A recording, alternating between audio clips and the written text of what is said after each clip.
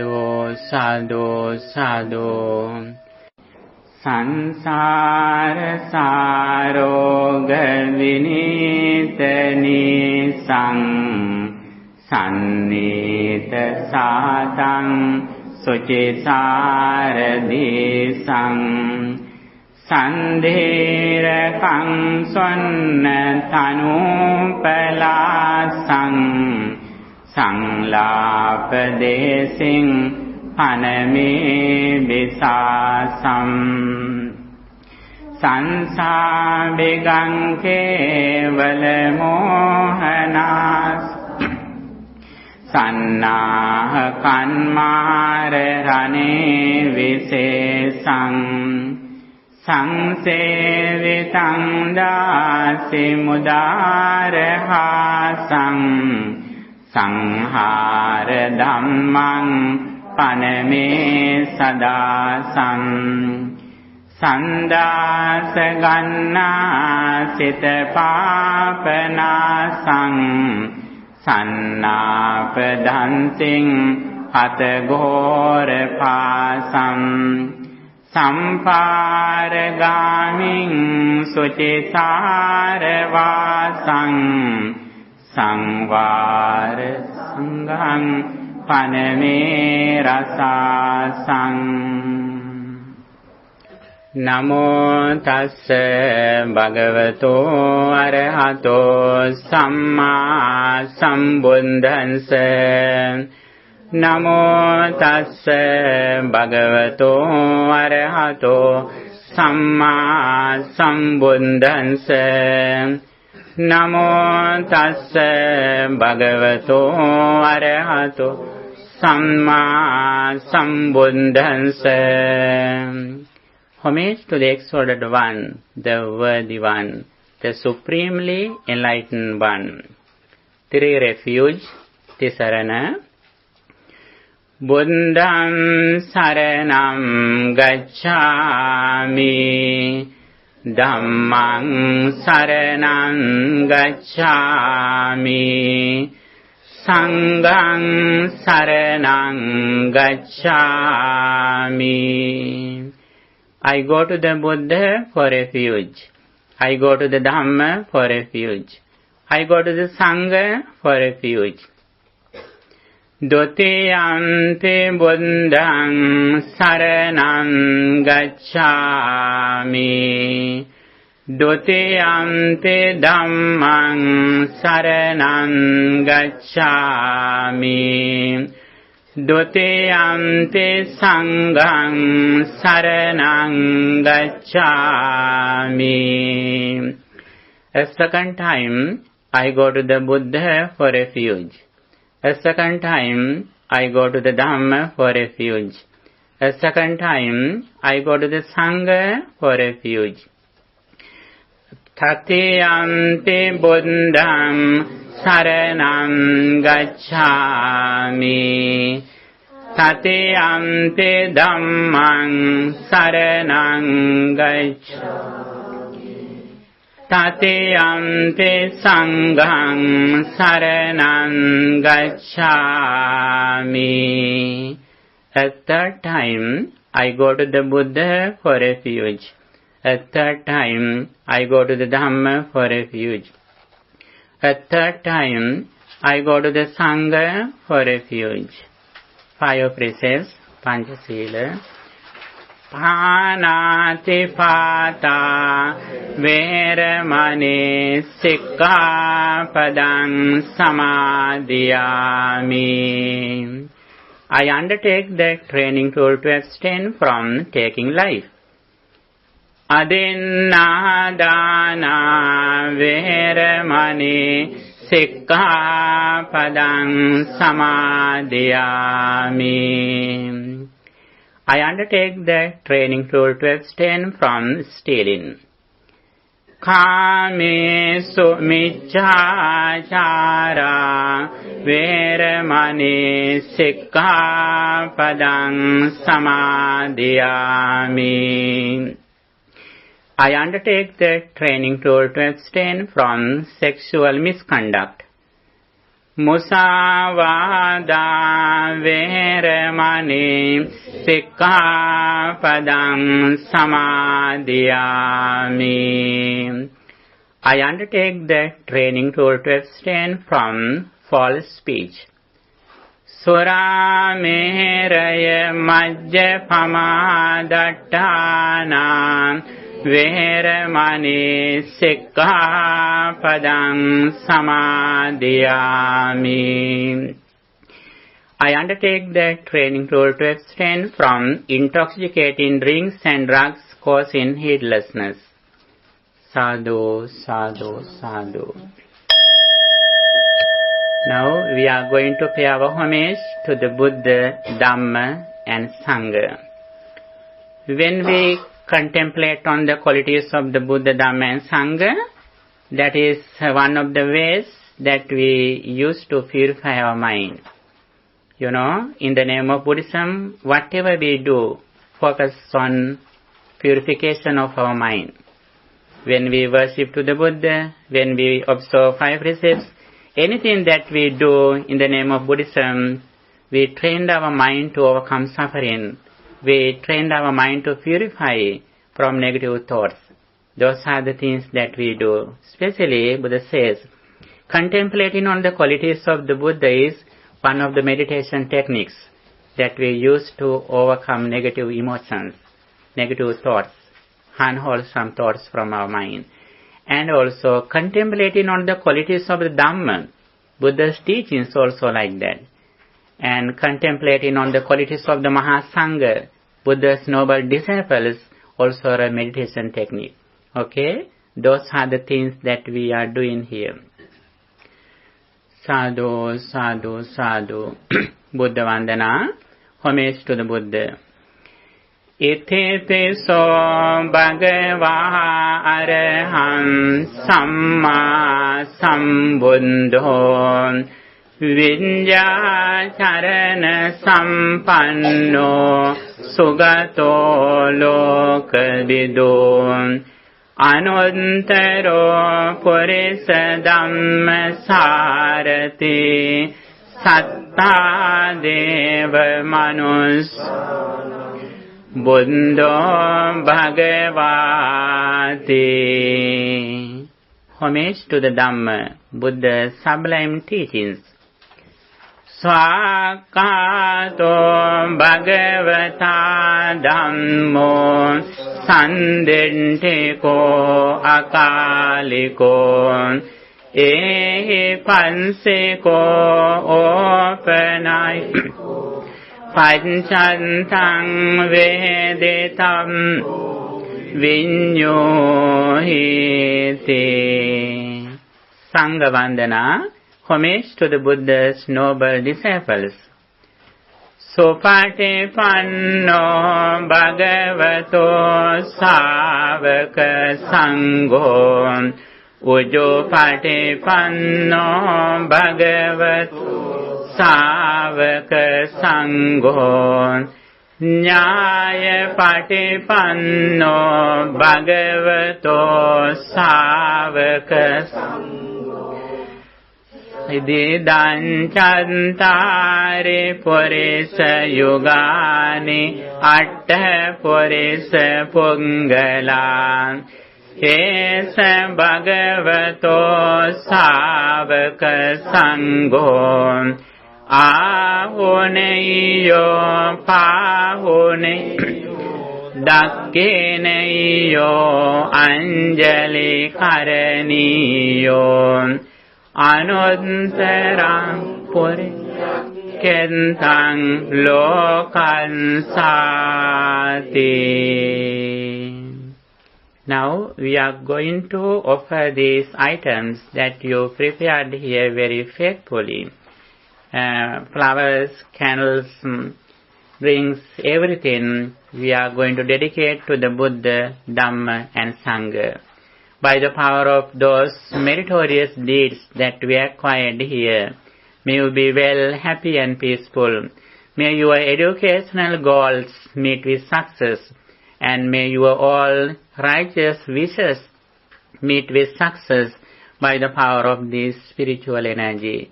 With that intention, let's offer these items to the Buddha, Dhamma and Sangha. Vandami cetiyang sambang sambatane supatithit saririka dhatu mahabodhim buddharupang sakalang sada ghanasaram padintena dipena samadhangsina tiloka dipang sambuddham pujayami tamonudam gandha sambharayontena dopenahang sugam pujaye pujaniyantang puja bhajana muntamang vannagandha gunopetam etang kusuma santatin pujayami munindansa siripada saror pujemi buddham kusumenani punyena metena labami mokkam puppan milayati yataidam kayo tatayati vinasabhavan sugandhang setalang kampam pasanna madurang subhang paniyametang bhagav patiganhatu muntamang adevase tuno bante gilana panchayang imam anukampannupadaya patiganhatu muntamang imina punya kammena mame bala samam satang samagamo hotu yavanirvana pantiya. Sadhu, sadhu, sadhu. Okay, now we are going to practice a meditation technique. I think all of you have heard about meditation.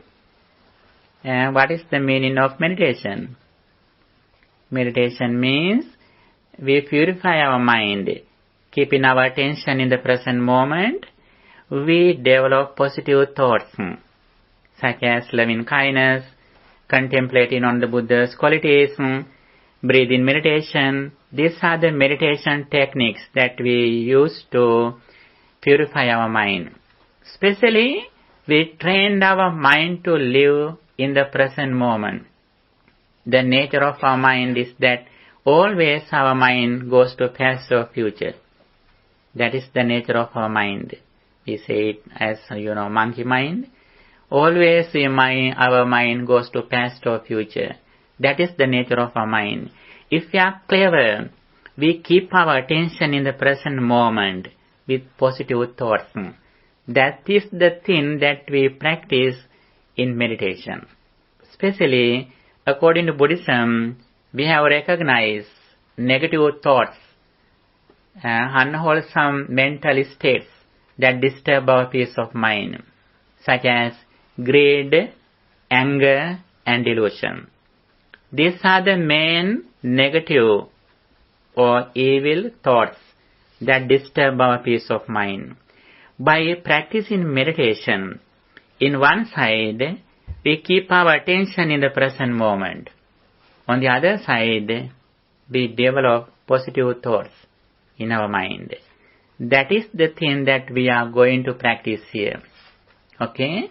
First of all, we should keep our body in a particular way that, when we meditate, we should come forward from the wall and we should take a sit straight and relax your body.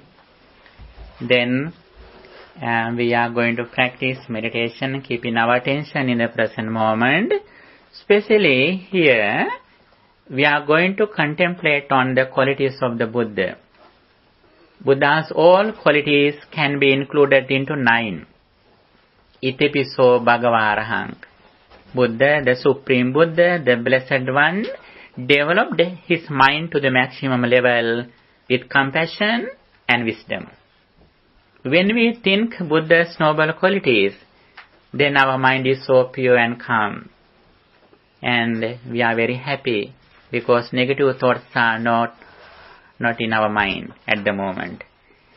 And especially here, we contemplate on Buddha's noble qualities as 9 qualities. Itiviso Bhagava Arahang.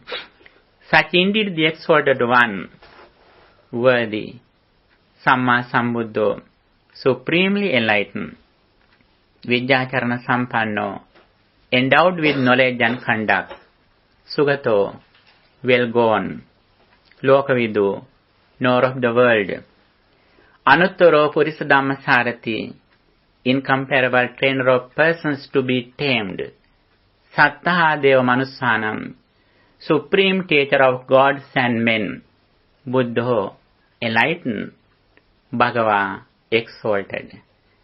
These are the qualities that we are going to contemplate on when we meditate here. And by contemplating on the qualities of the Buddha, we acquire positive thoughts, spiritual energy. By the power of this energy, we are going to bless all the beings in the world. May all beings be well, happy and peaceful. That is the meditation that we are going to practice here. Please keep your body calm and relaxed and sit straight. Okay? Close your eyes gently. Keep your right hand on the left hand together.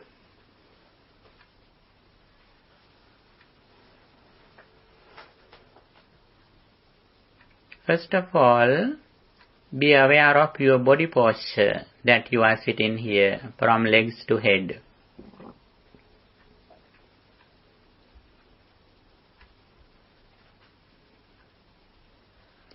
My legs, knees, hands, belly, shoulders, neck and head.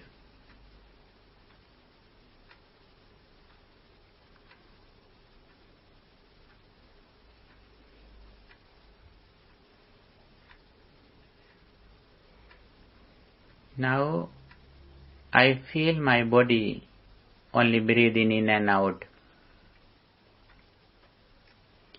I keep my attention around the nose or upper lip in the present moment. I don't think my past or future.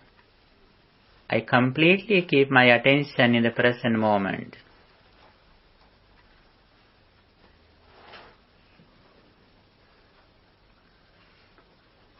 Now, I am going to contemplate on the qualities of the Blessed One, the Supreme Buddha. Now, I imagine a very beautiful statue or picture that I have seen before. The Supreme Buddha is in front of me. I am thinking his noble qualities. The Blessed One cultivated his mind to the maximum level with compassion and wisdom. I think his noble qualities.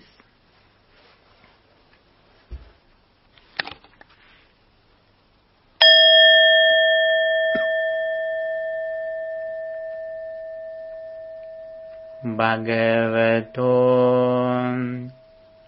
Araham Buddha Guna Tejena Sambe Santa Bhavantu Sukhetanta.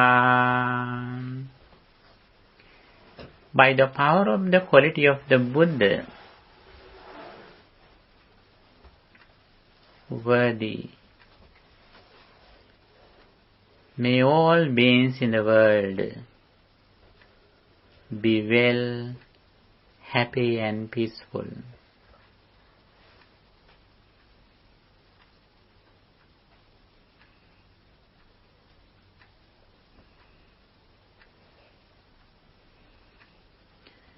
Bhagavato Samma Sambuddha Buddha Guna Tejena Sambe Santa Bhavantu Sukhetanta. By the power of the quality of the Buddha, Samma Sambuddha, supremely enlightened, may all beings in the world be well, happy and peaceful.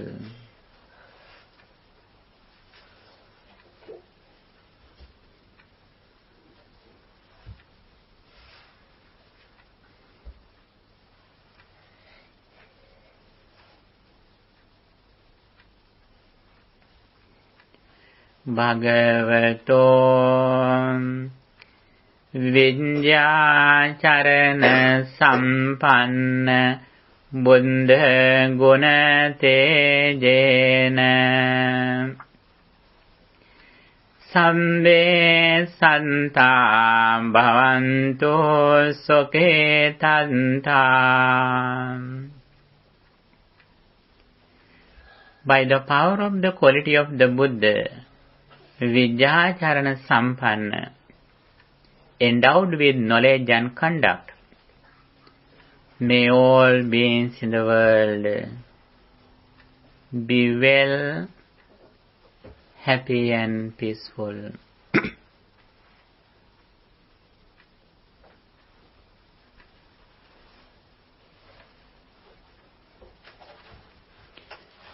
Bhagavato Sugata Buddha Guna Tejena Sambe Santa Bhavantu Sukhetanta.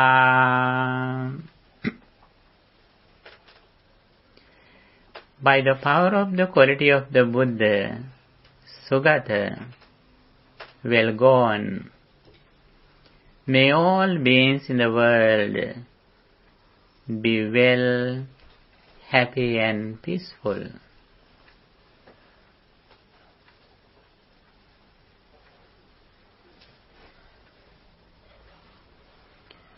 Bhagavato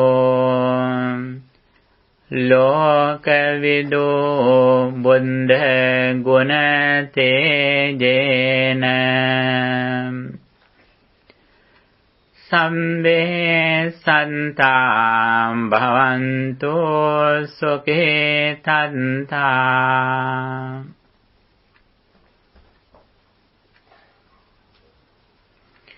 By the power of the quality of the Buddha, Lokavidu, nor of the world, may all beings in the world be well, happy and peaceful.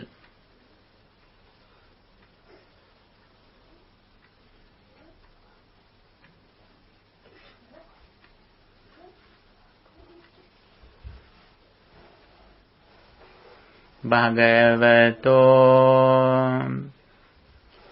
Anuttara Purisa Dhamma Sarati Buddha Guna Tejena Sambe santam bhavantu sukhe tantam. By the power of the quality of the Buddha, Anuttara Purisa Dhamma Sarathi, incomparable trainer of persons to be tamed, may all beings in the world be well, happy and peaceful.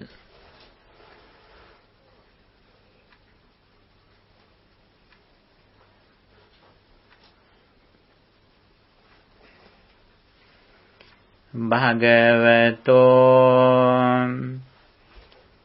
Santa Deva Manussanam Buddha Guna Tejena Sambe Santam Bhavantu Sukhe Tantam.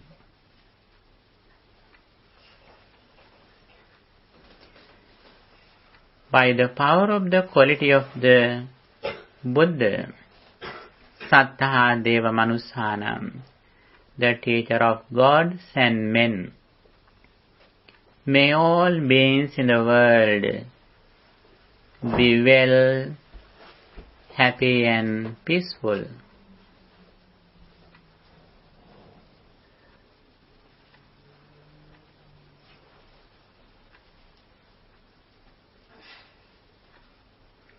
Bhagavato Buddha Buddha Guna Tejena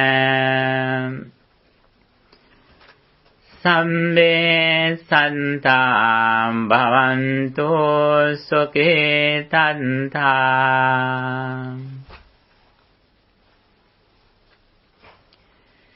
By the power of the quality of the Buddha, enlighten, may all beings in the world be well, happy and peaceful.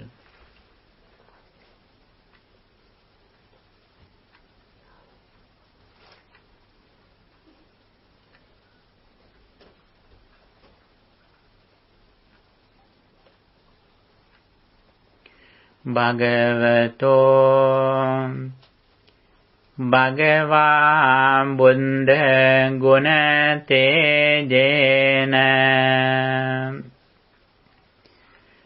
Sambe Santam Bhavantu Sukhe Tantam. By the power of the quality of the Buddha, Bhagava, exalted, may all beings in the world be well, happy and peaceful.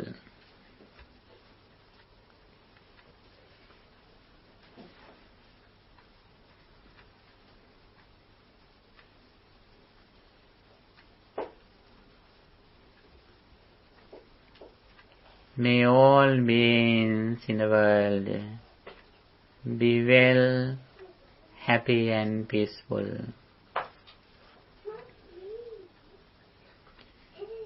May all beings in the world be well, happy and peaceful. May all beings in the world be well, happy and peaceful.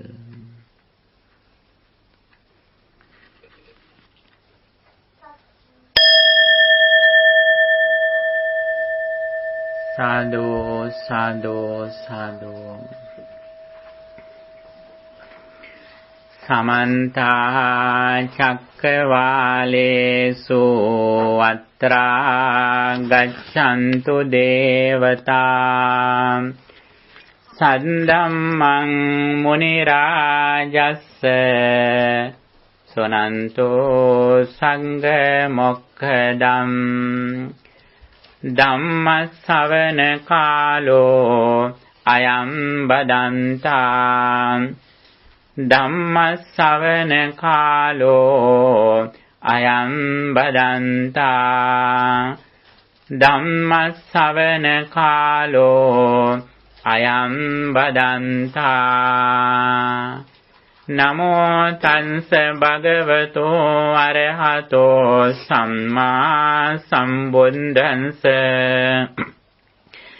Namo tansa bhagavato arahato samma sambuddhansa.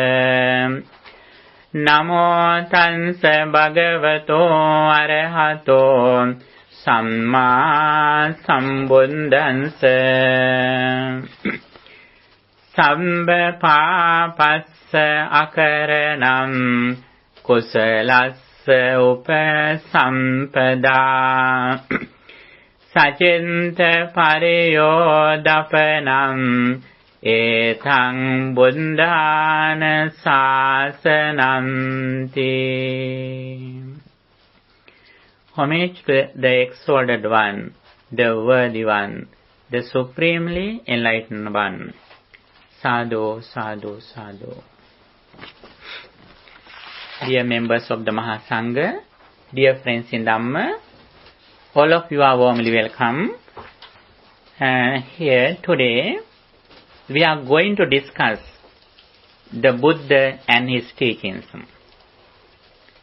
When you think the world religions, as I mentioned before, there are 5 main religions in the world. What they are? Hinduism, Judaism, Buddhism, Christianity, and Islam. Okay, very good. These are the 5 main religions in the world. In the schools, a lot of students, they study the fundamentals of these 5 religions. That is very important. Among them, as Buddhist followers, you know that what Buddhism is. That is very important. When someone asks you that what Buddhism is, what is your answer? What do you say about Buddhism? When somebody asks you, what is your answer? What Buddhism is? It's a philosophy. Yes, we can say Buddhism is a religion, philosophy, or anything we can say, but we should tell a definition to them. Very short introduction. What Buddhism is. Yes, please. It's teachings of the Lord Buddha, mainly focusing on the purity of the mind. Mm-hmm. Yes, Buddha usually explains the way how we purify our mind. The path that leads to purify our mind. Buddha explained for his 45 years. First of all, I would like to explain the Buddha's character. Who is Buddha?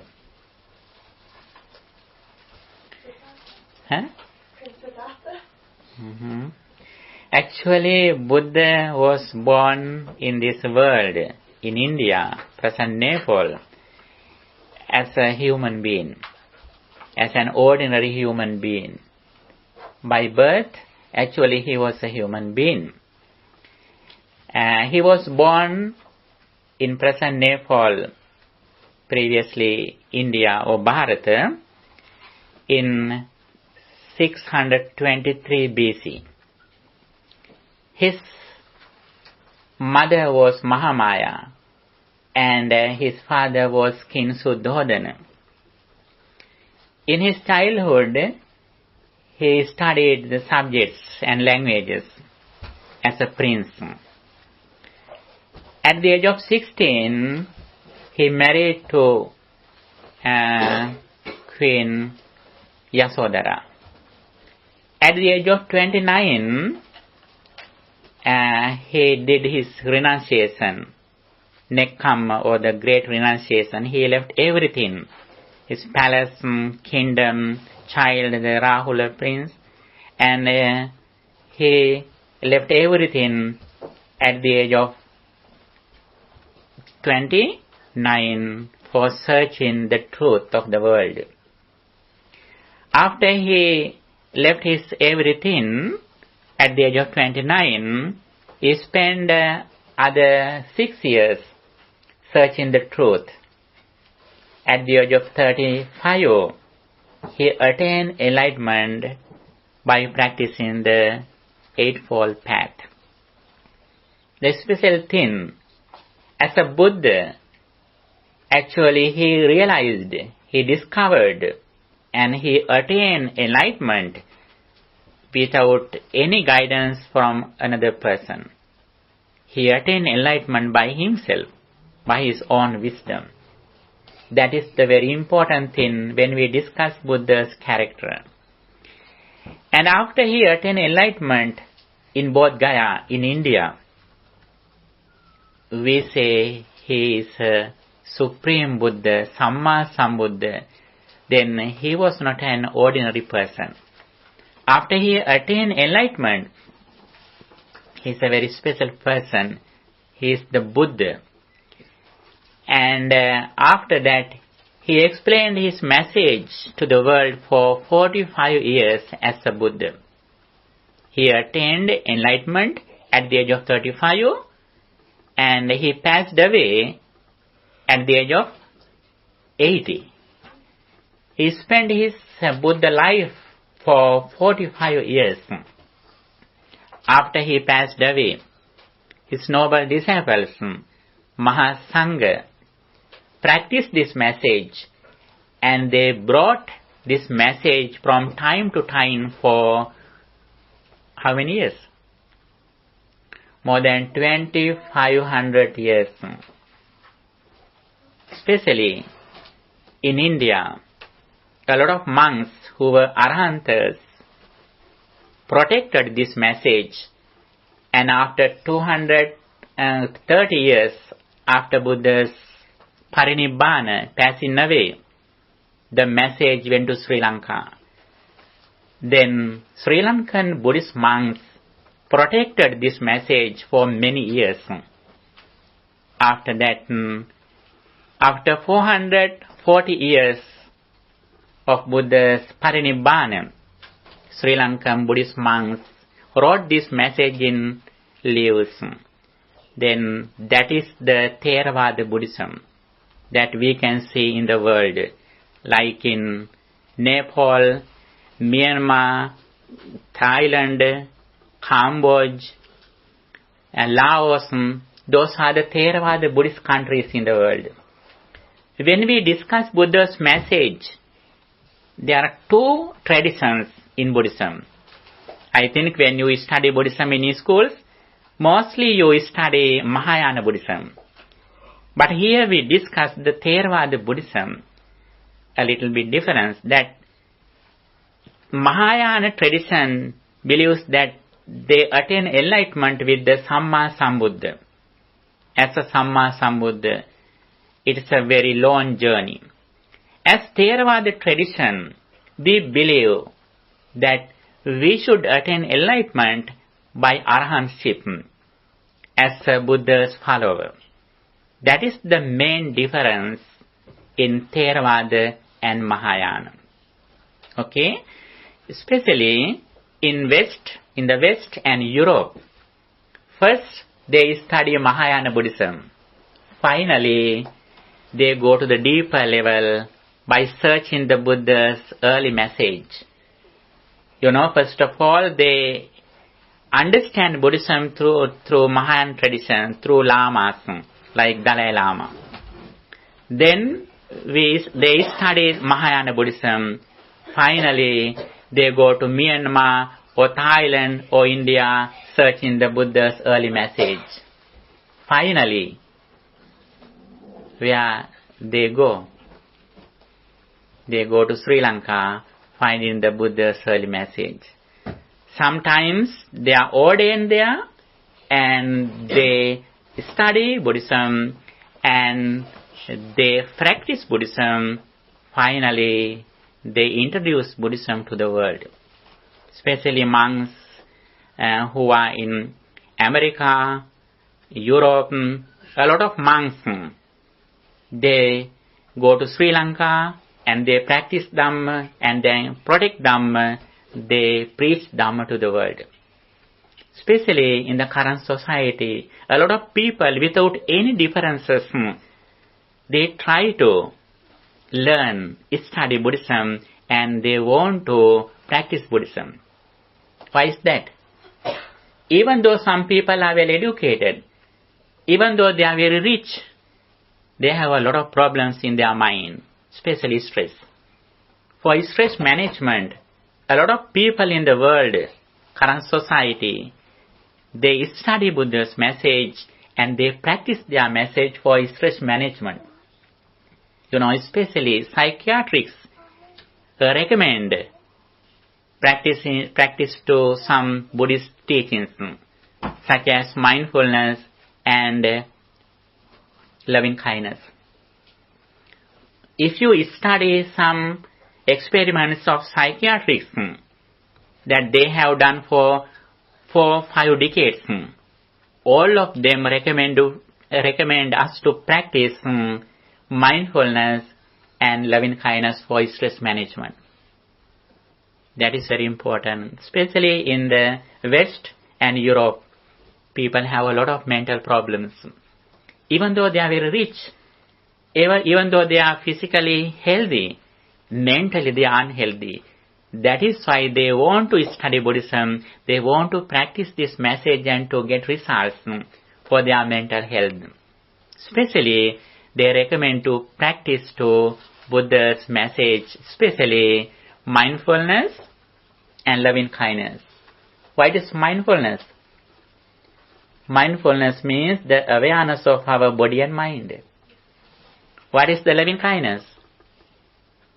They practice that may all beings be well, happy and peaceful. Whenever we are unhappy, whenever our mind is stressed, it means our mind is in the past experience. We have no mindfulness. On the other side, whenever we are unhappy, whenever we are unhealthy, with some mental problems, it means we are angry with others. When we practice loving kindness, thinking, may all beings be well, happy and peaceful, that is one of the ways that we can practice to overcome anger that disturbs our peace of mind. That is why Buddha explained in his path, at the beginning, we have to practice loving kindness, thinking, may all beings be well, happy and peaceful. If you practice loving kindness at least 5 minutes for a day, continuously at least for 6 months, you can see the results of this loving kindness. Then your mind is so pure and calm. You can live in the society without problems with your friends and relatives. That is very useful to go forward in your education and employment. That is why Buddhism has recommended to practice loving kindness for everyone. Here, first of all, I would like to explain you the qualities of the Dhamma. Especially when we discuss Buddha's message, there are 3 things that we should know. It says as 3 triple gems. The triple gem. What are the triple gems in Buddhism? Yes, the Buddha, Dhamma and Sangha. There are 3 refuges. 3 refuges. The Buddha, Dhamma and Sangha. Understanding the triple gem is the very first step in Buddhism. What is the Buddha? Buddha, yes please? Buddha's person who introduced all the teachings. Yes, especially when we tell Buddha, it means Buddha's enlightenment, his understanding, wisdom. Not only his physical body. When we contemplate on the qualities of the Buddha, especially we contemplate on his enlightenment, his understanding, his wisdom. That means the Buddha. What is the meaning of the Dhamma? Dhamma means what he explained, what he taught, his sublime truth, his noble teachings. What he explained to the world? He explained to the world the way that leads to purify our mind, the purification of mind. Dhamma has 6 qualities. Swakato Bhagavata Dhammo. Dhamma is well expounded by the Blessed One.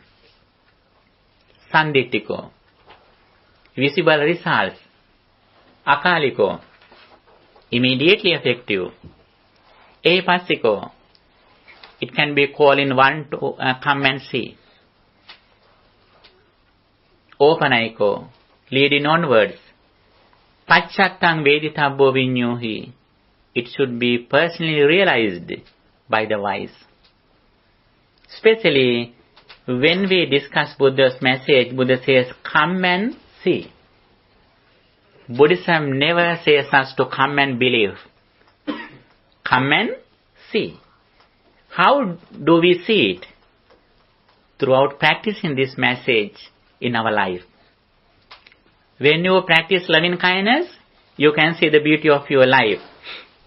When you practice 5 precepts, abstaining from killing life, abstaining from stealing, abstaining from drinks, then we can see the results in our life by practicing Dhamma. Visible results, immediately effective. The third gem is that Sangha. What does Sangha mean? Yes, Buddha's noble disciples, especially monks, who practice Dhamma, who attain enlightenment, and who is practicing Dhamma for enlightenment. They are Sangha. These are the 3 things we say the triple gem. These are the most valuable gems in our life. What is the meaning of gem? Gem is very valuable. When you think you are gems, you are very happy because you are very rich. How do we think about the triple gem? There also we are very rich. Why is that? Our mind is so pure and calm. We have no negative thoughts at the moment when we think the triple gem, Buddha, Dhamma and Sangha. Sometimes when you think your material gems, sometimes you are afraid of that someone can steal them. Fear comes to you. But whenever you think the qualities of the triple gem, you are never unhappy. You have never fear. It brings us fearlessness. That is why the triple gem is said as gems. And understanding the Buddha, Dhamma and Sangha is the very first level in Buddhism. Then, there is a very special thing in Buddhism. If we want to know what Buddhism is and if we want to practice and receive the results throughout practicing Dhamma, we should have 4 qualities. There are 4 things that help us to attain some spiritual developments. In the first page, they are said here. There are very important 4 things that we should develop from beginning to end on the path of liberation. Please look at your handout in the first page, the Buddha and his teachings. Here you can find end of the page. There are 4 things that we should receive when we are going to practice the Buddha's message. What they are? Yes, please. What is the first one? Association with a good friend who explains the Buddha's real message. Sappurisa Sanseva. in Pali language. Buddha's language is Pali. Buddha explains this message in Pali. And the very first quality that we should need, good association. Good association leads all other qualities in our life. The second one is not only we have the good friends, but we should listen into what Buddha taught through that good association. That is also very important. The third one, wise reflection. Yoniso Manasikara. Yoniso Manasikara means the way that we should think, not to arise evils and to develop positive thoughts in our mind. Wise reflection is very, very important on this path. Yoniso Manasikara, wise reflection or wise consideration. The fourth one, practice the message. We should practice according to what we heard, what we listening to. How do we practice it? How do we practice Buddha's message? Contemplating? Yes, contemplating. On the message. Yes, very good. Yes, what are the ways that we practice this message? Meditation? Yes, meditation is one of the techniques. There are 3 techniques, especially Buddha says, in one of them is in the primary level, the others are in the secondary level. In the primary level, we should practice 3 things. They are generosity, virtue and meditation. In the mundane level, with the understanding of the karmic law. The second one, with the understanding of the dependent origination, we should practice 3 disciplines. Trisiksha, Sila, Samadhi, Panya. Virtue, concentration, and wisdom. And the other thing, there is a very special thing, that there is a stanza in page number 2. There is a very special stanza in Buddhism, because all Buddhist doctrines can be included into this same stanza. Let's recite this stanza together. Okay, page number 2. Sambha papassa akaranam kusalassa upasampada Sachinta pariyodapanam etam buddhana sasanam. Again, sambha papassa akaranam kusalassa upasampada Sachinta pariyodapanam etam buddhana sasanam. Okay, very good. Why did I say that this is very important? Actually, this stanza was said by all Buddhas who appeared in the world from time to time with same words. This is the summary of Buddhism. All Buddhist doctrines that Buddha explained for his 45 years can be included into this stanza verse or gatha. What is the meaning of this stanza? Sabbha papa sakaranam, not to do evil. That is the very first advice of the Buddha. The second one, kusalassa upasampada. What is that meaning? Yes, do good things, practicing good deeds. What is the third one? Sachit pariyodapanam, purify one's mind. There are 3 advices here. What they are? What is the first one? Not to do any evil. The second one, do good and purify one's mind. Actually, this is the very simple meaning of Buddhism. When somebody asks you what Buddhism is, actually this is the answer. Okay? You should learn by heart this very special stanza. That is very important. This is a very powerful stanza. For blessings, we can recite this Gatha in the morning and evenings for 3 times. That is a great blessing for your life.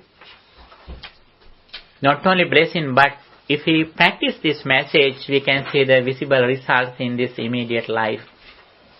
That is very important. You know, a lot of people, especially Yudev people, Yudev children, they are very interested in learning Buddhism. Especially in the USA, a lot of Jewish students in the schools, they learn Buddhism, they practice Buddhism. You know, they are the very, they are very intelligent people in the world. They have a keen investigation, learning Buddhism and practicing Buddhism. Especially as Sri Lankan people, you have a great duty because your elders, your forefathers protected this message. Because of Sri Lankan people, we can see the early Buddhism in this world. In our, forefathers, they protected this message, dedicating their entire life. Especially as Sri Lankans, even though you are living in the UK, you should learn this message and you should practice, and you have a duty to spread this message to the world. That should be your great duty, not only studying your subjects, but studying Buddhism, practicing Buddhism, getting result Buddhism. You should spread this message to the world. Especially in some European people, like German people, they first time translated some Pali canons, Pali text to English language. Sometimes they translated some books from Pali to German before they translated to English. More than 100 years ago, German monks. They went to Sri Lanka, they were ordained in Sri Lanka, and they wrote a lot of books in German first. Finally, they wrote some books in English too. And especially here, we have a great duty to study this message and practice this message. And the more we practice this message, the more we are happy. Why is that? This is the path that leads to be happy. Even though we are very rich, even though we are very educated, actually we are not happy. We have a lot of mental problems.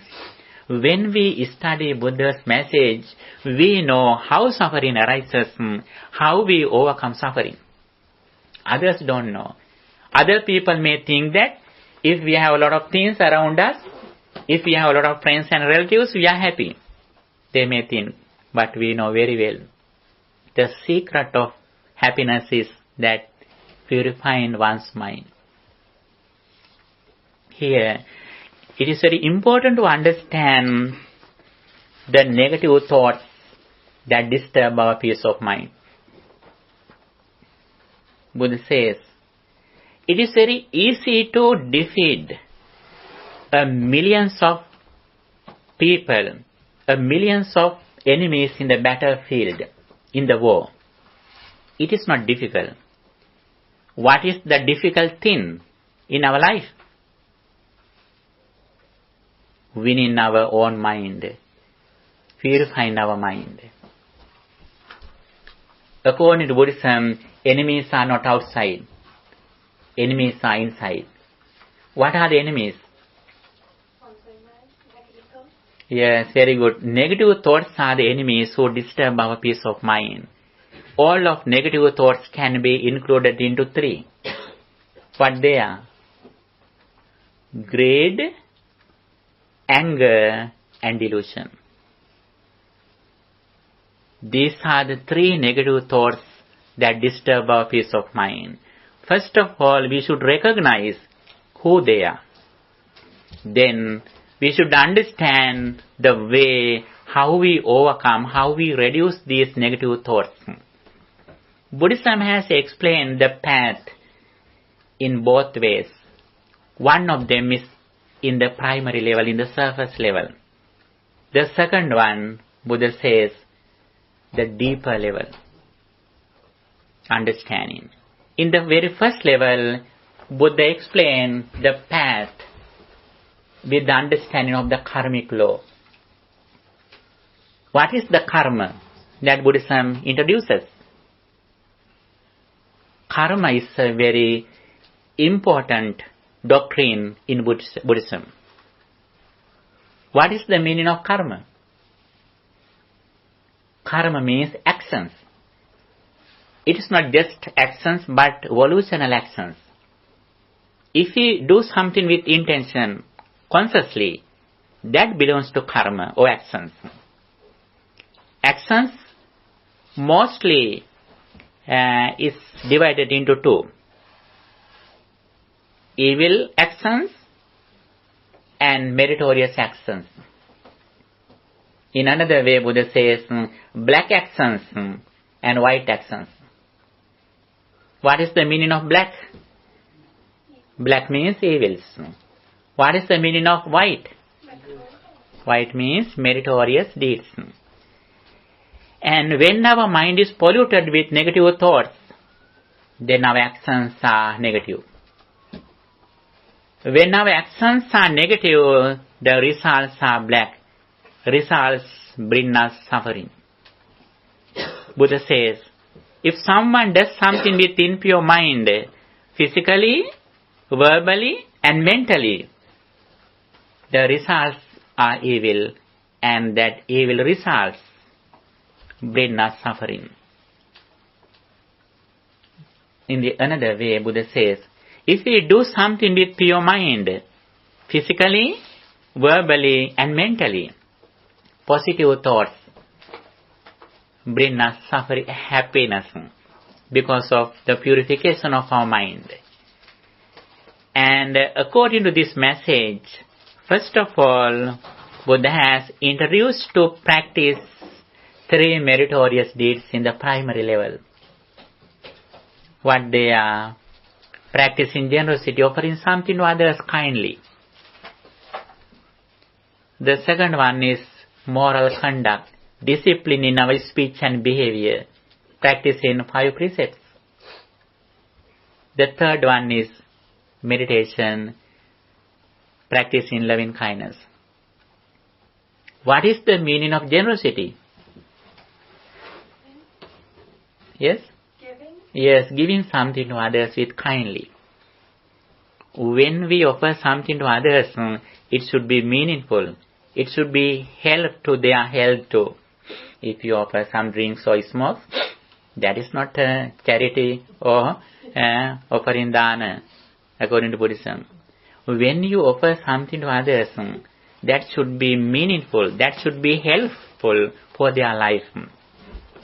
Okay, the second one is moral conduct, discipline in our speech and behavior, especially Panchasila, 5 precepts.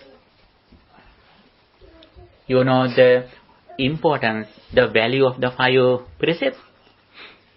Last year, there was a conference in Russia. More than 1,000 students gathered together. They had that conference about how to reduce HIV virus from the world. It was a very big research. A lot of people, a lot of students have presented their research papers, how they overcome HIV virus from the world. Among them, a student who is from Sri Lanka presented a very special research paper. What is his solution? He says practicing 5 precepts is the solution for getting rid of HIV virus from the world. You know, among hundreds of research papers, that research paper has come to first. what is the meaning of five precepts? There is one of precepts that abstaining from sexual misconduct.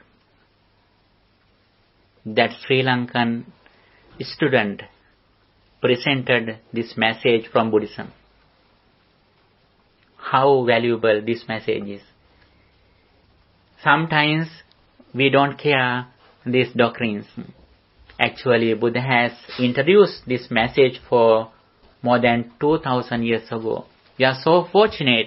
We know very well throughout learning Buddhism how we succeed this life. Not only hereafter. Some people may think that we should practice Dhamma for the results of hereafter, for next birth. It is not true. When we practice the Buddha's message, actually we are so fortunate.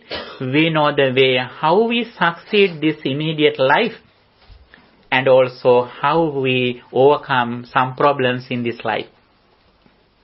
And that is why Buddhism always emphasizes us to practice five precepts.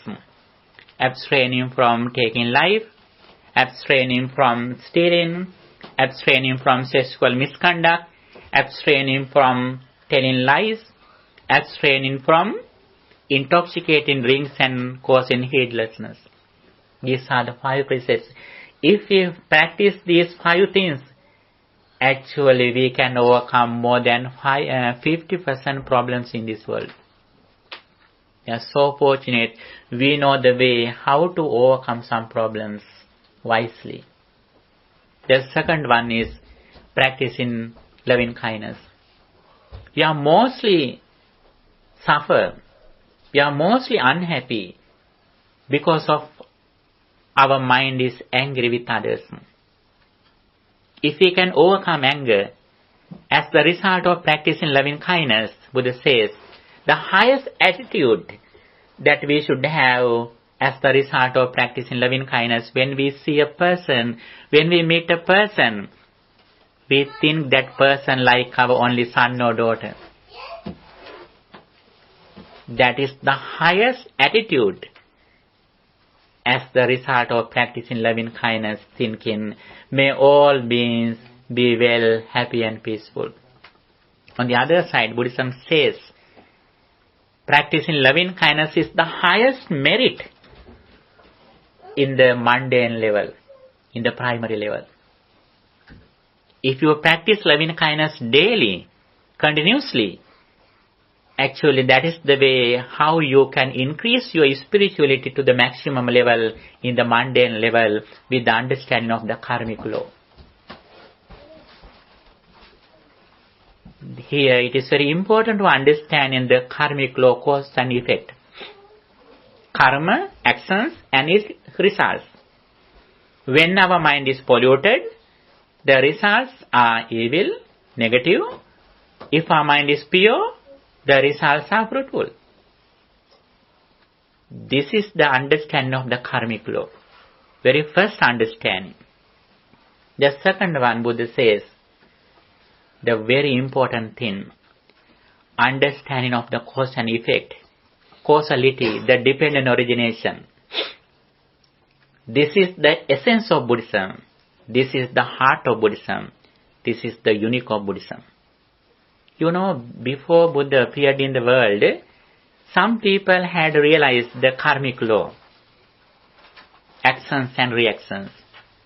Some people had realized. It is not a new topic in Buddhism.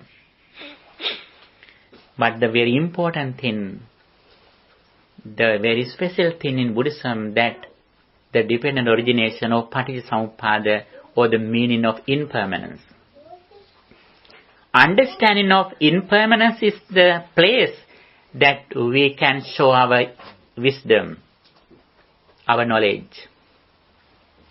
Even though you are well educated, even though you have a lot of degrees, even though you are very rich, you are not clever according to Buddhism.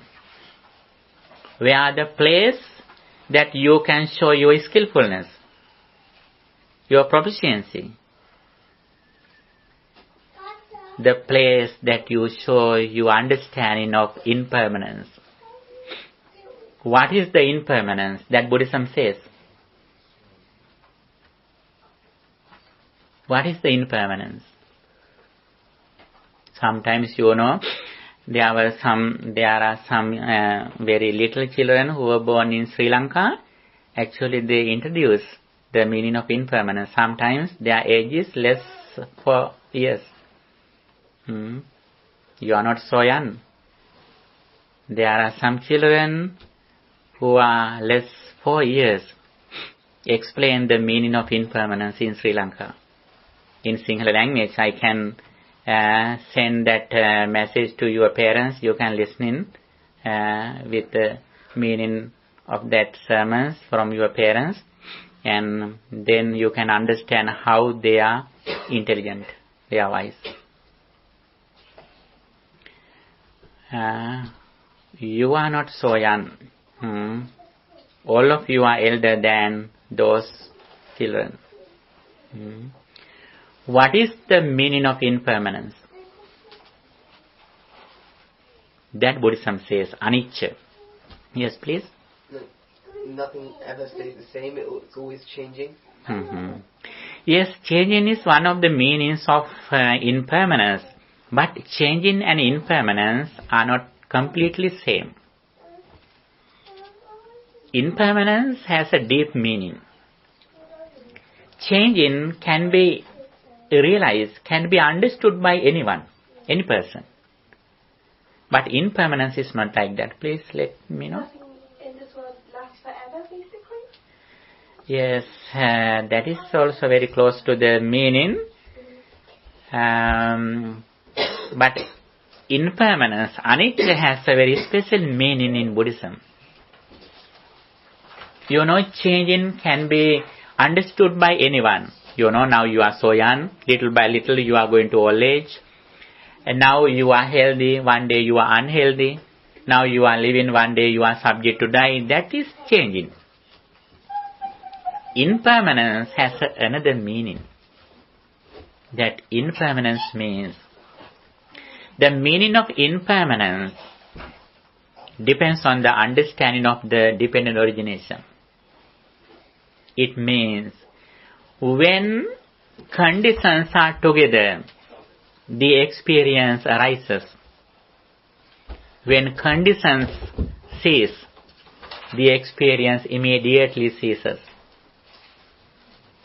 For example, I can give you an example, very, very simple example, like this sound. Okay? When you listen to this sound arises at the moment. Before you heard this sound, it was not here. After you listening to this sound, the sound doesn't remain. The sound arises at the moment, it immediately ceases.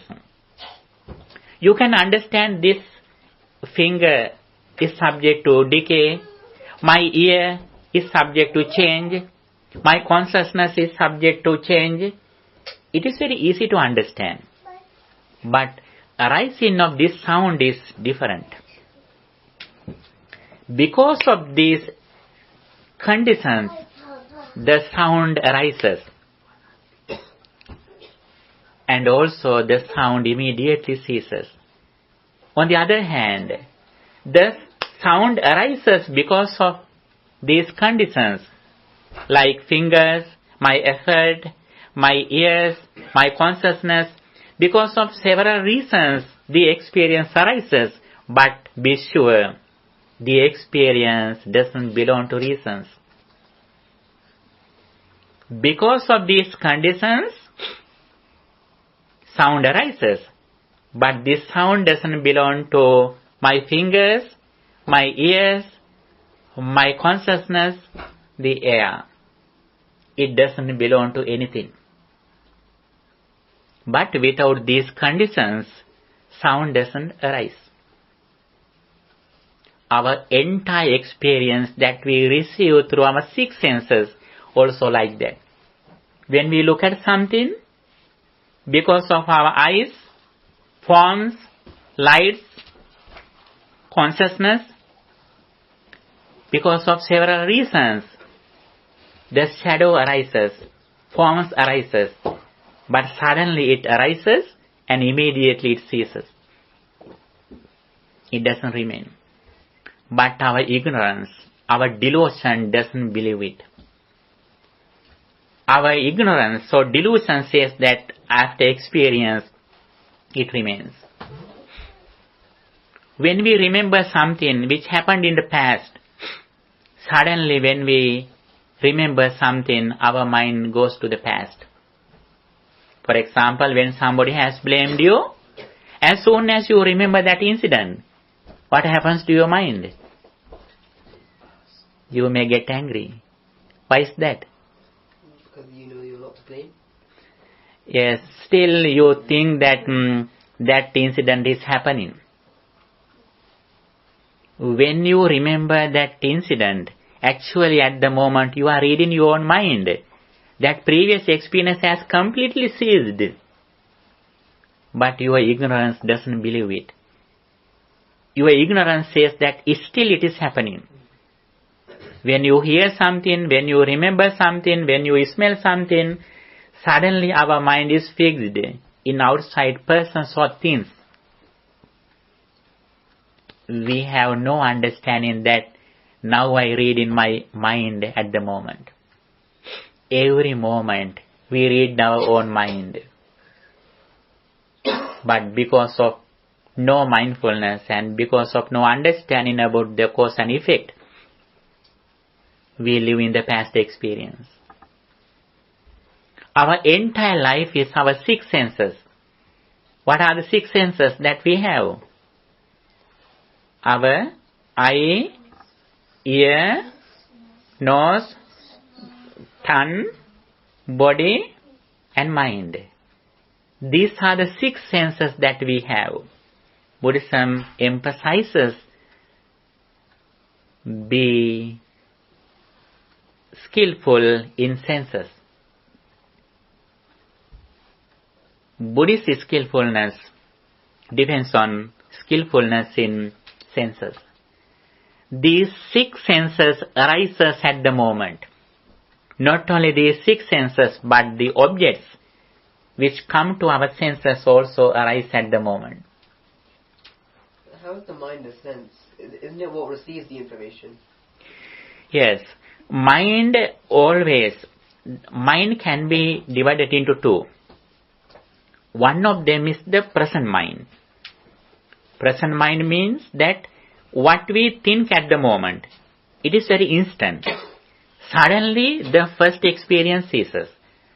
We usually live in the second experience. Second experience is like we compare the present experience with previous experiences. When you look at these books, you remember previous experience. These are the books. These are Buddhist books. When you compare these books with your thoughts, the first experience has ceased. And if we are mindful, suddenly we can compare the first experience. But if we are not mindful, the first experience suddenly ceases, then we live in the second experience with ignorance. Buddhism encourages us to live in mindfulness, to look at in the first experience. First experience is not suffering. It is not suffering or happiness. It is neutral. The first experience is neutral. The second experience that we create through our previous experiences, that is good or bad, suffering or unsuffering. Mind means mind is not alone. Mind or consciousness depends on other conditions. There are five things are together. Five aggregates. Forms, feelings, perception, mental formations, and consciousness or mind. These five things are together. Five things arise together at the moment. But the first thing immediately ceases. When we live, actually we live in the second experience.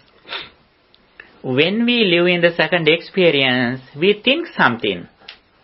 But we think there is something outside. For example, when you think your vehicle, your car, suddenly your mind is fixed in some material things. It means present experience has ceased. Even though you think that, you don't know that now I am reading my mind. Your mind is fixed in outside things. The ability of mind is thinking or understanding. But that understanding can be divided into two. The first understanding is not bad, it is neutral. Then the first experience immediately, very instantly it ceases. When we recognize something, when we understand something through our mind, actually we understand through our mind, comparing with our previous experiences. But the fault is that ignorance. Ignorance means we don't know that now I read my mind. Okay, this is the place that we show our proficiency, our skillfulness. This is the way how suffering arises according to what Buddha taught. Understanding of impermanence is the highest quality that we can offer to a person. Understanding the karmic law is not a big thing in Buddhism. Whatever we do, we will have the same result. Even though we are understandable, we know the meaning of karmic law, we are not away from suffering. Why is that? When you think you have some good activities that you have already done, sometimes you have gone to Sri Lanka and some holy places like Katamasthana, Ruvanalisaya, Jayasri Mahabodhiya, and you have practiced some dana, meritorious deeds, Sangika dana. When you think those activities that you have already done, your mind is pure, but you are not still away from ignorance. Why is that? Still living in the past. Yes, still we are in the past. Still we are living in the material things. When you remember some activities that if you have helped some homeless person, you will still think that person who is outside. But you are here thinking that your own mind. You are reading your own mind. When you remember that incident, that previous experience has ceased already. The material things are already done. We always live through our mind, in our mind. But we have no this understanding. That is why always we live in the material things. Even though we do some good activities with the understanding of the karmic law, still we are in ignorance. That is why we are not away from aging, decay, sickness, death and rebirth. That is the primary level thing, that when we go to the deeper level with the understanding of the karmic law, we should understand how suffering arises, how we have to overcome suffering. When you think something, Buddhism doesn't say you that you should not think. We can think anything. What happens in the past? Memory is not the fault. What is the fault? Yes, very good. Fault is ignorance. Very good. What is the fault? What is the ignorance? When we think something, we think that still those things are happening. We don't know that they have already ceased. That is the ignorance. If we can overcome this ignorance, actually our mind is not fixed any material things or persons outside. As soon as we experience something, suddenly we look at inside. Other people, when they experience through their senses, they look at outside. But we Buddhist followers, we look at inside. For an example, when we go to the mirror with our pet, a dog or cat. That innocent pet, look at outside. It may think that there is someone outside. He looks outside. But whenever we go to the mirror, immediately we look at inside. We clean our body here. If that dog wants to clean his body, sometimes he may think that there is someone outside. He is ignorant because he thinks that there is someone outside. We are also like that. Even actually, in front of the mirror, we are not ignorant. But in other places, we are ignorant. Why is that?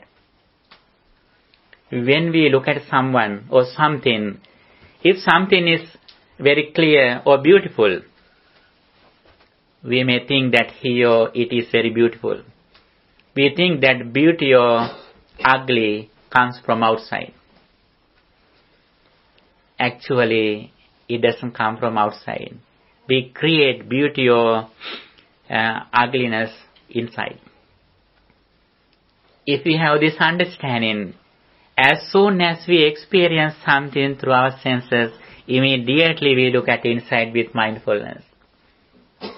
That is why Buddhism says, practicing mindfulness is the only way for the purification.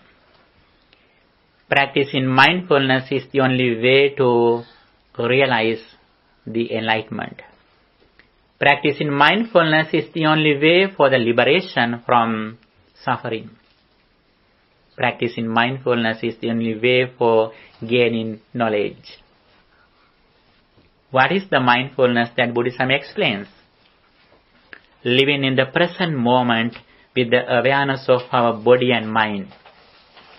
Not only living in the present moment, but we should reflect on impermanence. My eye is impermanent. Forms are impermanent. Ear is impermanent. Sounds are impermanent. What is the meaning of I is impermanent? I is impermanent means that this I is not the physical I. I means the ability of seeing. Actually, the I that Buddhism explains cannot be seen. We can see body or forms, but we are unable to see the I. I is the ability of seeing. That I that Buddhism says arises at the moment when forms are appearing in the world. I, forms, consciousness, everything arises at the moment with the conditions. Immediately they cease. If we can understand this reality, actually we are so fortunate because we are away from suffering. At this moment, when we contemplate in non-mindfulness and impermanence, nobody can disturb our peace of mind. Nobody can steal our peace of mind at the moment. The reason is that we completely depend on inside our wisdom. All Buddhist doctrines focus on how we overcome suffering. Buddha's message is in the primary level, we have to practice 3 meritorious deeds: generosity, morality, and meditation. The second level, we should practice sila, samadhi, panya, virtue, concentration, and wisdom.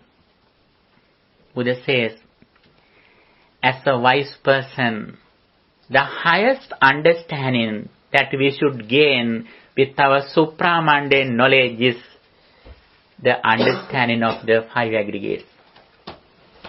There is a very special discourse in Buddhism that names Abhiññā Sutta, which comes in Anguttara Nikaya. There Buddha says, the highest understanding, comprehension that we should gain is the understanding of the five aggregates. Five aggregates means our real understanding. We can see only persons, things, something outside. Actually, even though we look at something outside, we look at some persons outside, we really experience five aggregates. It is invisible. It is the bottom level. Five aggregates means Rupa, Vedana, Sanya, Sankhara, Vijnana. With perception, forms, feelings, consciousness and mental formations. These five things every moment arise and immediately they cease. You know, our life, our experience is like an iceberg. Have you seen iceberg? Of an iceberg, actually we can see only few things from the water, but a lot of things in the bottom of the water. In our life, we can see persons, things, jobs, money, many things we can see. Actually, that is only few things. In the bottom level, our entire life is five aggregates. Those five aggregates arise at the moment, they immediately cease. Understanding of the five aggregates is the highest understanding that a person can gain. Secondly, Buddha says, the most important thing that we should overcome are avidya, bhavatanha, desire and ignorance. Ignorance and the attachment to the world are the main things that we should overcome in this life. If we have this understanding about the impermanence, we are ready to overcome this ignorance and attachment. Then finally Buddha says, what are the most important things that we should practice with our supra-mundane knowledge as a wise person? If we are intelligent, if we are wise, Buddha says we should develop our concentration or tranquility and insight meditation day by day. Buddha says, according to Buddhism, actually, I have explained these things before too, that Buddhist GPA, Buddhist Grade Point Average. Always you are interested in having high score in your GPA. Buddhism has explained the GPA. What is that? Buddhist GPA is that the duration of your concentration, your tranquility, your peace of mind. If you can keep your mind for a long time with pleasant, wholesome objects such as loving kindness, breathing, by practicing those meditation techniques, if you can keep your attention for a long time as a concentration meditation technique, that is the place that we can show you a GPA, Grade Point Average. If you can keep your mind for 5 minutes and 15 minutes, half hour, 1 hour, it means little by little you develop your GPA in Buddhism. Not only Grade Point Average that Buddha has explained, but IQ too. Intelligence quotient. What is the Buddhist IQ? What is Buddhist IQ? Buddhist IQ is that the duration of reflecting on impermanence, arising and ceasing of our five aggregates or six senses. Whenever you contemplate on impermanence, reflecting on impermanence, it means little by little you realize the worldly reality as it is.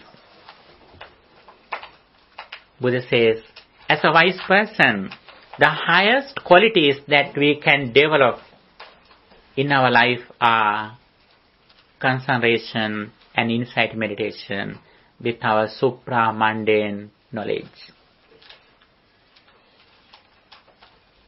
And for that, we should have good understanding, vision and mission. Both of them are very important. Every institute has a vision and mission. In Sinhala we say, Dakma Saha Mehevara. Every institute should have vision and mission. Vision without mission is useless. Mission without vision is blind.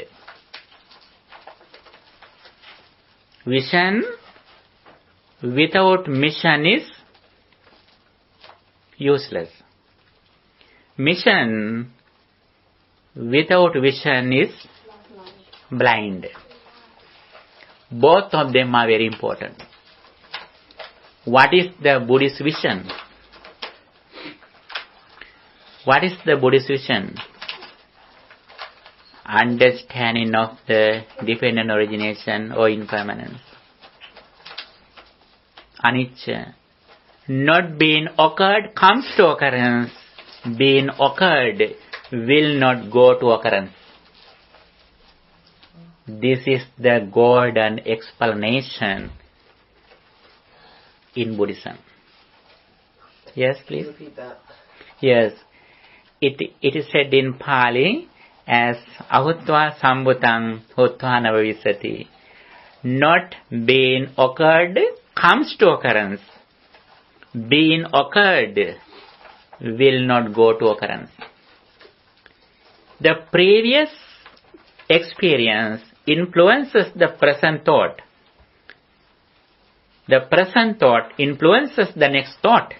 But the previous thought didn't come to the present permanently. The present thought will not go to future as it is. Previous thought arised and ceased immediately. It influenced the present thought, but present thought is new. It arises at the moment with the conditions in here. And the present thought will not go to future. But present thought can influence next thought. Our entire life is like that. If you can remember this message, you are the so fortunate person in the world. Actually, you were born in this world to realize this sentence. Never forget it. What is that? Not being occurred comes to occurrence. Being occurred will not go to occurrence. This is the nature of our all experiences that we receive through our six senses. This is the nature of five objects that we touch through our six senses. We have six internal senses and also we have six external objects. The nature of all of them is like that. But our ignorance doesn't believe it. First of all, we should confident in this message with the confidence in the Buddha's enlightenment. First, we should have confidence. Actually, it is not just a blind faith. We believe a lot of things in our life with confidence. For example, how do you believe your birthday? Do you remember your birthday? How do you know your parents? Did you have a DNA experiment?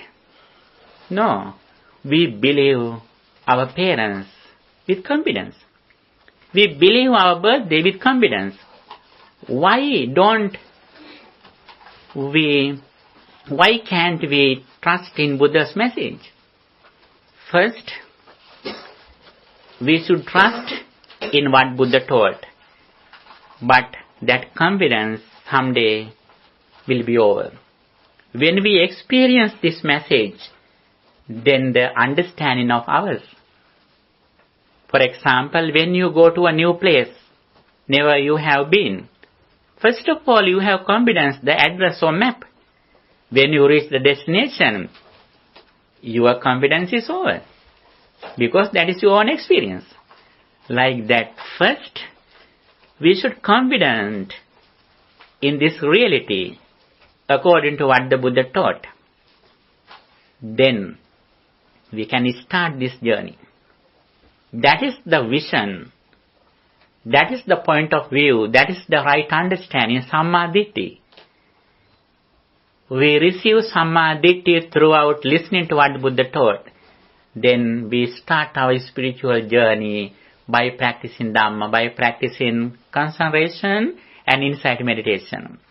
Concentration meditation is little by little, we keep our attention in the present moment by practicing loving kindness, breathing meditation, contemplating on the qualities of the Buddha, qualities of the Dhamma, qualities of the Sangha. Actually, these are the places where I can be happy. We always think that we should go outside for happiness.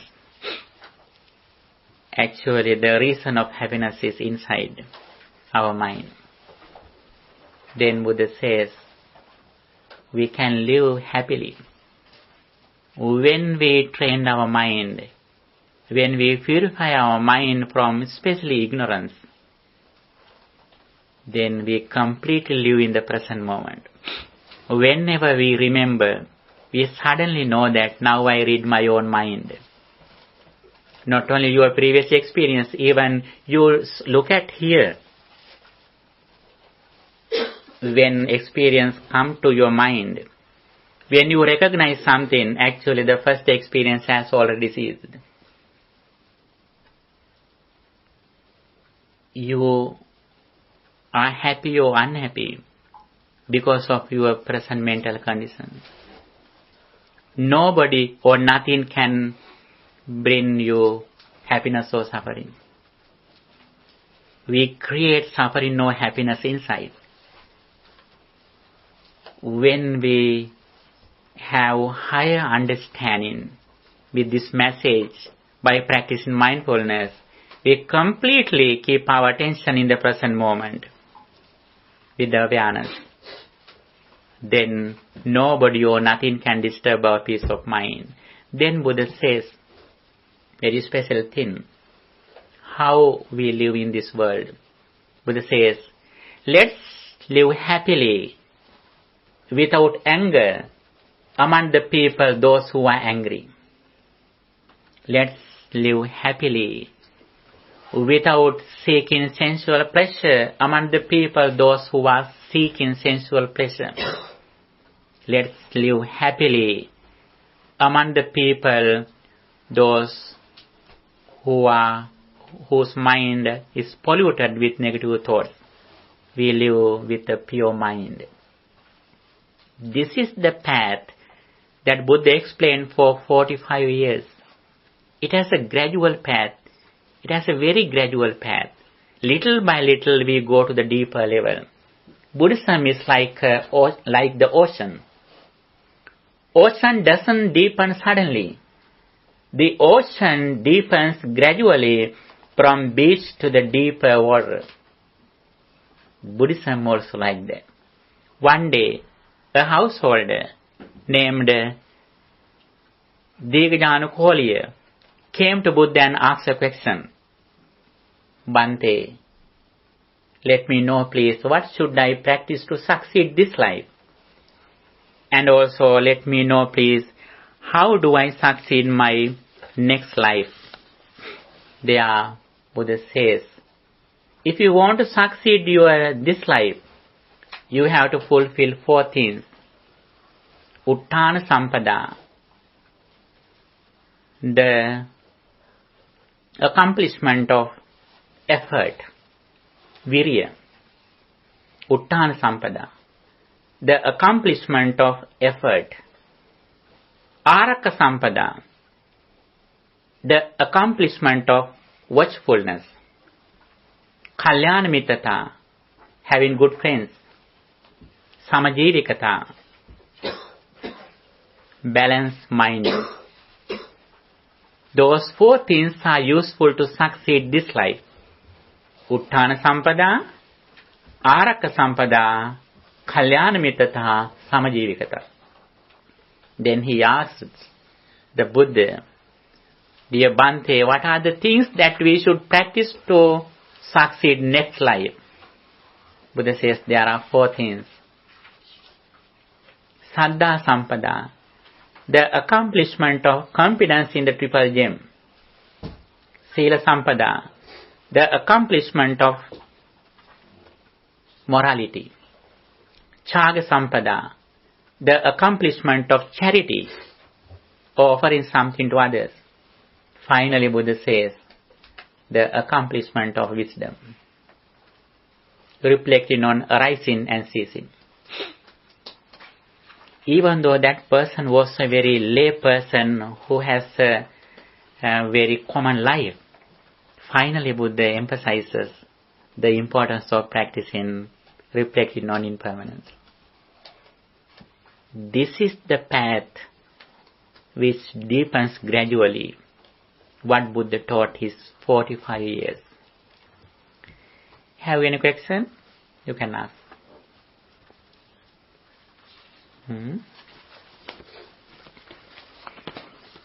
And after that, all Buddhist doctrines can be included into both pillars. One of them is practicing loving kindness. The other one is developing impermanence. When we practice loving kindness, actually we don't stop in mindfulness. We have compassion, karuna, and mudita, sympathetic joy, and equanimity, upekka. These are the mental states, sublime states that Brahmas are living in. If we can practice these 4 sublime states, it means we are like Brahmas, bearing a human body, physically, mentally, we are like Brahmas. The very important thing in Buddhism. Other religions explain their liberation or their divine life after they die. How would Buddhism? Buddhism explains the Brahma or heavenly realm in this immediate life.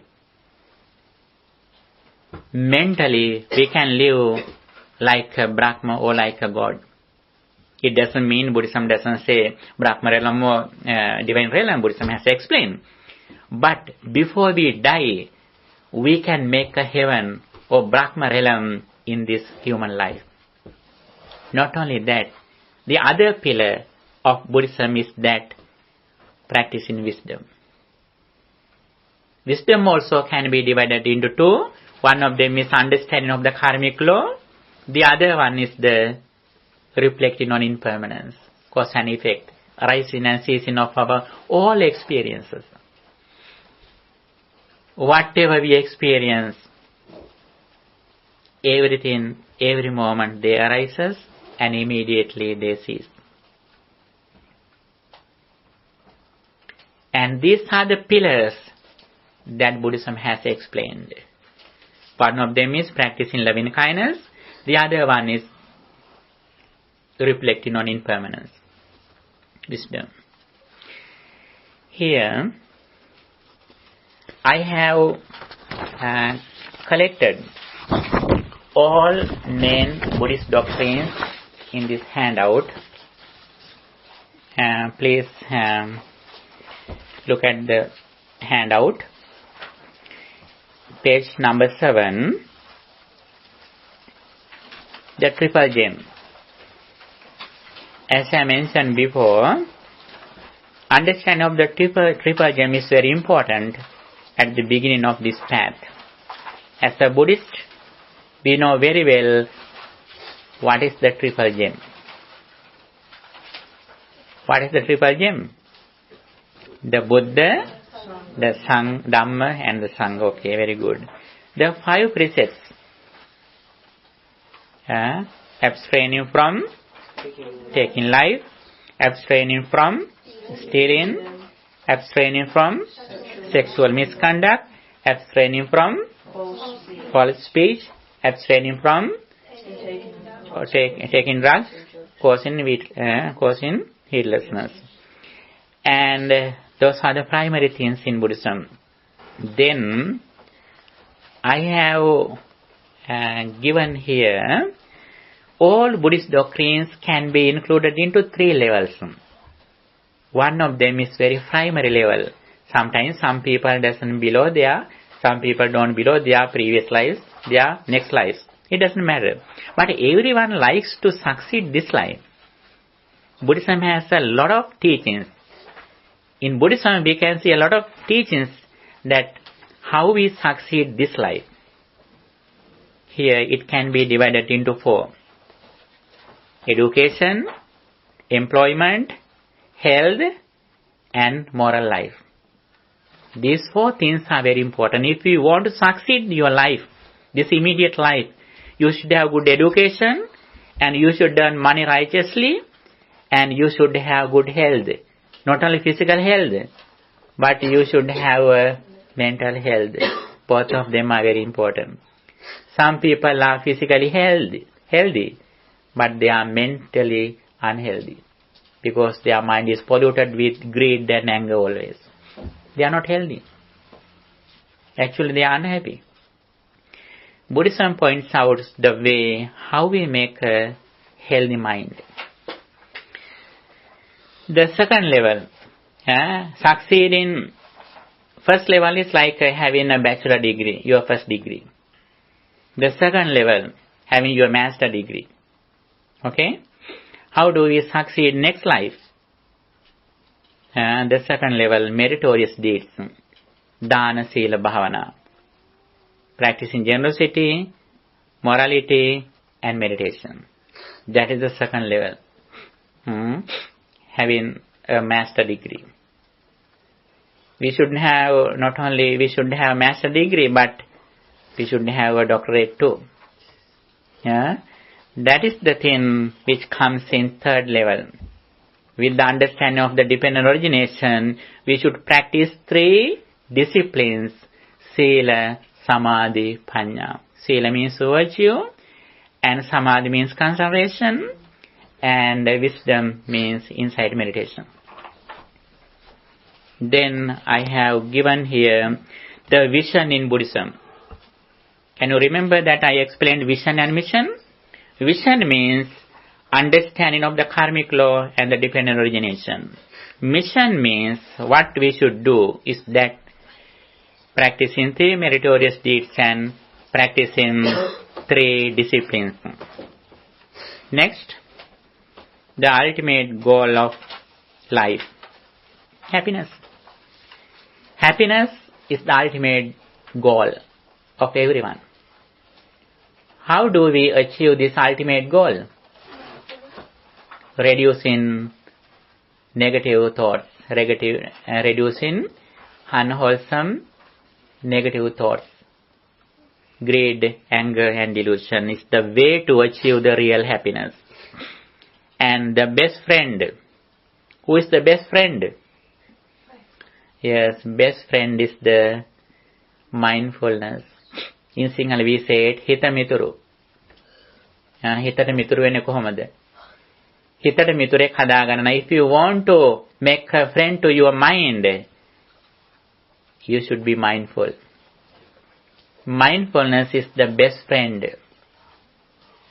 If you have this good friend, best friend, you never suffer. Because nobody can disturb your peace of mind at the moment whenever you are in mindfulness. Buddha says very clearly, living in mindfulness is like living in the field of the Buddha. If someone lives out of the mindfulness, it means we are living in the field of the Mara. Mara can do anything if we are away from mindfulness. And the next one, the fourfold mindfulness. The contemplation of matter, the contemplation of feelings, the contemplation of mind, the contemplation of mental formations. Kayanupassana, Vedanupassana, Chittanupassana, Dhammanupassana. Next, 5 spiritual faculties. Saddha, Viriya, Sati, Samadhi, Panya. Confidence in the Buddha's enlightenment, energy, mindfulness, concentration, and wisdom. These are the real dowry, real heritage, real property in our life. When Buddha meets a person, suddenly Buddha looks at how far that person has developed these 5 spiritual faculties in his previous lives, especially wisdom. Enemies that we should get rid of, real enemies, greed, anger and delusion, lobha, dosa, moha. Dhamma reflection, loving kindness, honesty and wisdom. These 3 things are very important. From the beginning to end, we should develop loving kindness, honesty and wisdom. The 4 noble truths, the suffering, the cause of suffering, the cessation of suffering, and the path that leads to cessation of suffering. The noble eightfold path, you know it very well. Sammaditthi, or right understanding, Samma Sankappa, right intention or right thoughts, Samma Vacha, right speech, Samma Kammanta, right actions, Samma Ajiva, right livelihood, Samma Vayama, right effort, Samma Sati, right mindfulness, Samma Samadhi, right concentration. Essence of Buddhism. What is the essence of Buddhism? What is the heart of Buddhism? The dependent origination. This is the unique in Buddhism. Karma is not the unique of Buddhism. The dependent origination is the unique of Buddhism. And 5 aggregates. Rupa, Vedana, Sanya, Sankhara, Vijnana. With perception, our matters, feelings, mental formations and consciousness. How to investigate these 5 aggregates? Buddha says very clearly, these 5 aggregates should be realized, should be investigated by the wise person as arising, ceasing, gratification, danger and letting go. And causes of developed wisdom. As we mentioned before at the beginning, from the beginning to end of the path of liberation, we should develop 4 qualities. Good association, listening to Dhamma, wise reflection according to what we are listening to, and practice. The Buddha's message in a nutshell. Let's recite it again. Okay, together. Sambha papassa akaranam kusalassa upasampadam sacinta pariyodapanam etang buddhana sasanam. Again, I have explained a very special discourse. It means Avijja Sutta. It comes in Anguttara Nikaya. It explains some steps that we should practice from beginning to end. with good association up to enlightenment. We have practiced some levels from 1 to 1. Okay, this is the path that Buddha explained for his 45 years. Actually, even though there are a lot of teachings here, finally we have to practice only one thing. Don't worry that you have to practice a lot of things. Be sure, finally, you have to practice only one thing. What is that? Reflecting on impermanence. Arising and ceasing of our five aggregates. Arising and ceasing of our six senses.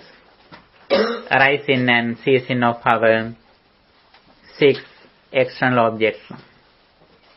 When we reflect on this reality, our all good qualities, inner qualities, gradually increase. Day by day, we are getting rid of suffering. If you know the path, what Buddha taught, you can understand you are so fortunate. Sometimes even though I see some people here who have been discussing Dhamma here more than 28 years in this place, actually even they haven't listening to this message like you are listening just now. You are so fortunate. Even though they have discussed a lot of discourses, actually they have discussed all sermons in English translation. You are so fortunate. You are listening to this message through original text, the Pali text. If you are fortunate, you should remember these things and you have to read this article again and again. Then one day you will see the results. And you know, I have met some very clever young people in the USA. Very young couples. Sometimes both of them have doctorates. Some are working in Google. Sometimes some are working in Apple company. They have completed their educational, having their doctorates. They say, even though they have doctorates, they are so fortunate because they have the ability to listen to what Buddha taught. Then their jobs, then their education, they believe that their valuable thing is that having this message. One day you also will see the results of this message, and your parents, you should pay your gratitude to your parents because they have given you to this chance to you. And however, while you are studying in your colleges, in your universities, on the other side, you should try to go forward on this path.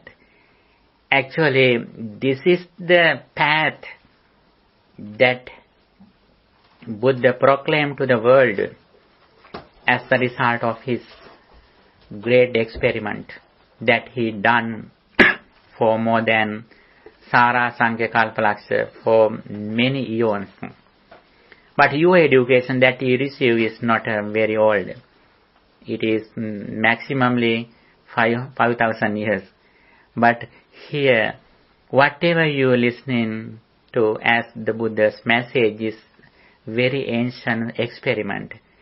It is the result of the great dedication that the Supreme Buddha did, offering his life for many times. And if we listening to this message, if we see the result of practicing this message, we are so grateful to the Supreme Buddha. Not only that, but we are so gratitude to the monks, Sangha, who practiced this message, who protected this message and who brought this message from generation to generation, and who offered this message to us in the present society. If you know that value of the monks, you should fulfill, you should have a duty that you should take care of monks, because monks don't earn money. As the result of having this message, you should take care of monks, given the very fundamental needs. We say in Sinhalese, Sivpasa, 4 fundamental needs, like food, robes, shelter and medicine. Those are the very fundamental needs that monks need. We never ask you other things, but your duty is to offer these things to Mahasangha, not only for us, but wherever you see a monk, you should respect them. You know, when you see some devotees in Thailand and Myanmar, actually they are so grateful to monks, and they are always generous. Every moment they are ready to offer something to others. But unfortunately, some of our people don't know this quality. However, day by day, we should go forward on this path by practicing these qualities and developing your qualities. You should develop your value of your life. We should give a value to our life.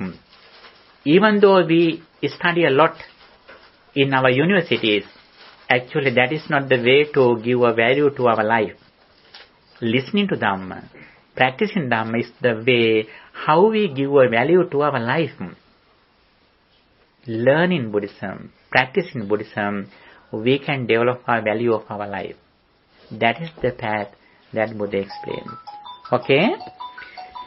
This is the discussion that we hope to do here. I appreciate your good attention, even though you are listening to this sermon more than 2 hours. You paid your attention very well. I really appreciate your good attention. And if you have any other questions, you can ask here. Please keep these handouts near you, and please try to read it again and again.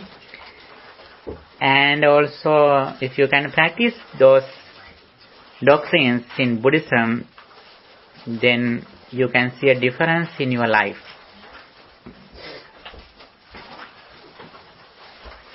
Okay, by the power of all these meritorious deeds, by listening to Dhamma, chanting the triple gem, and also meditating, you acquired a lot of positive energies. By the power of this spiritual energy, may our departed relatives also receive this spiritual energy. May they enhance their energy, and finally they also attain final bliss of liberation. With that intention, let's share these merits with our departed relatives reciting the Gatha. Idam me jnatinam hotu sukhita hontu jnatayo. Idam me jnatinam hotu sukhita hontu. Idam me jnatinam hotu sukhita hontu jnatayo. By the power of all these meritorious activities that you acquired here, may guardian deities and angels also receive these merits, and may they enhance their spiritual divine energy. May they keep their eye on you too, and may they also attain final bliss of liberation, the everlasting happiness. With that intention, let's share these merits with guardian deities and angels to recite in the Gatha.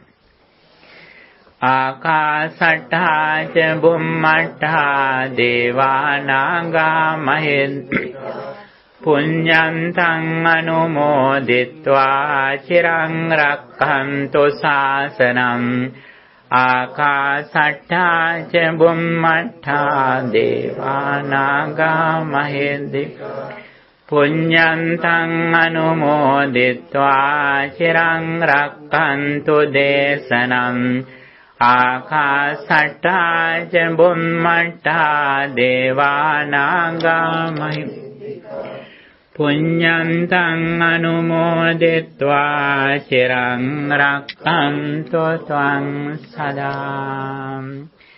By the power of all these activities that you acquired here, may you be well, happy and peaceful. May no harm come to you. May no problems come to you. May no difficulties come to you. May your all righteous wishes, educational goals meet with success. Finally, may all of us attain final bliss of liberation. Sadhu, sadhu. Dukkham pantā ca nirdukkhaṃ, bhayam pantā ca nirbhayam, sokam pantā ca nissokam, hontu sabbe pipānino. May the Triple Gem bless you.